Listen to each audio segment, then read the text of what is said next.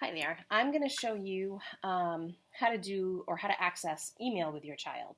Once you have signed on to your child's Chromebook or your child has signed on to their Chromebook, it's pretty simple to get to email once you're on this page. The last video I had reviewed signing in and how to get to this screen. So if you need to go back and review that, that's under how to sign on to the Chromebook. And that's on my website.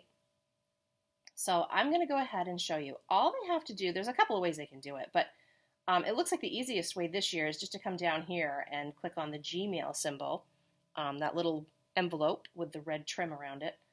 The other option that they have too is to come up to what we call, it's called the waffle, is to just come up to this Google app symbol and they can click that open, and then of course their Gmail is accessible. Whoops, can't really see that. Their Gmail is accessible right here. Okay, so either way, they can get there. I'm just going to go ahead and do this. This is nice this year. I like that they set this up this way. So click on that. And this is my son's email. It will look very similar to your child's email. Oopsie. Got a little message coming here.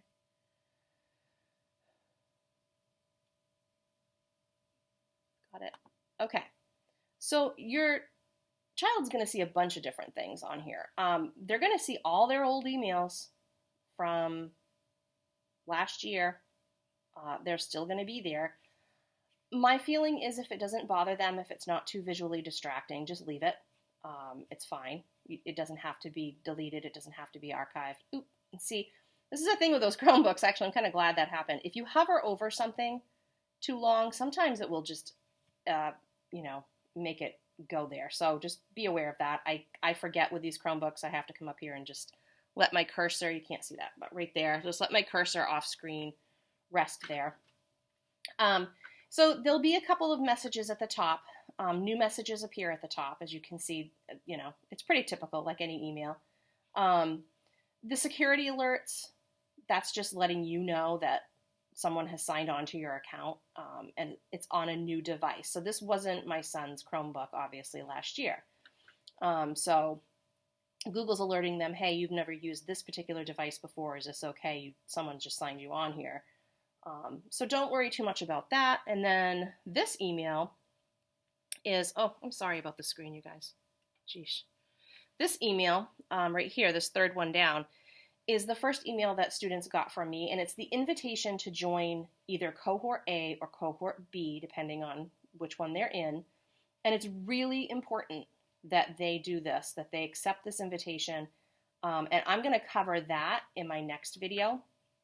I just wanted to give you a quick overview of email. See, I hovered again.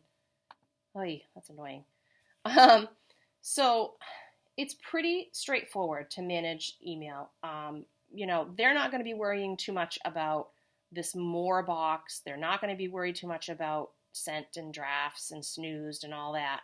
Starred might become important later on if there's a really important email that they don't have time to deal with right now, but they don't want to lose track of it. It will just put a yellow or a gold star next to the email so they can find it a little bit quicker. And then the inbox is really what we're all concerned about. And then the ability to compose an email. And when you compose an email, we'll click on that right there. It opens up the window. We'll have to dismiss this message. I'm going to get a lot of those probably while you're first starting to get onto this. So you would have your typical new message box to type into. I'm going to teach the kids what I consider to be appropriate email etiquette for the beginning of the year. And really that's just going to entail making sure that you're using full words, not emojis. When you're writing to a teacher or you're doing something related to your classwork, it needs to stay fairly formal.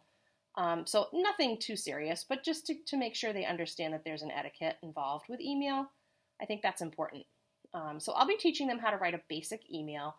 But in the meantime, if they need to use it, one more time I'll show you. They're in their inbox automatically when they sign on to Gmail, and they just come over to, adjust the screen, my low-tech arrangement here. I'm really sorry about that. To this compose button. Right there's a plus sign and it says compose, and you click on that, and that's how you open your new message box to type a message to someone. Okay, so just a really quick overview of how to get onto your Gmail and where your messages appear and how to write an email.